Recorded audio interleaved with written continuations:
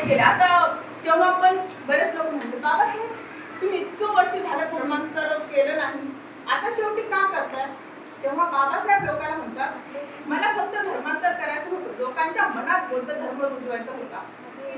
कारण मी जर आताच बौद्ध धर्म स्वीकारायला गेलो तर येतील माझ्या मागे हजारो लोक येतील, पण त्यांना तो कळला पाहिजे आपण कशामुळे करतोय, कशासाठी करतोय आणि त्या धर्मात काय आहे.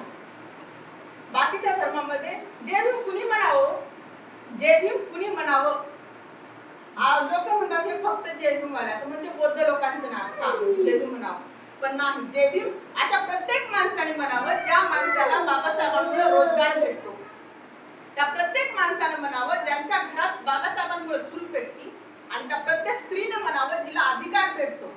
त्या म्हणतात की आमचं काय, आम्ही जय भीम नाही, आम्हाला कुठली आरक्षण नाही.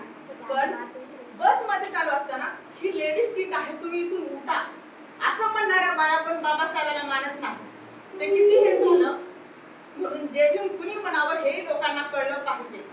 आणि त्यामुळेच बाबासाहेब आंबेडकरांनी विजयादशमीच्या दिवशी आपल्याला बौद्ध धर्म दिला आणि लाखो अनुयायांनी बाबासाहेबांच्याच म्हणण्यानुसार बौद्ध झाले आणि आता आपण बुद्धिस्ट आहोत ह्याची जाणीव ठेवावा. आणि दादांनी सांगितलेले लोक लहान लेकरांना संस्कार देतात तसे आपल्याही लहान लेकरांना संस्कार द्यायला पाहिजे. एवढंच सांगून मी जय भीम 2 शब्द सांगतो.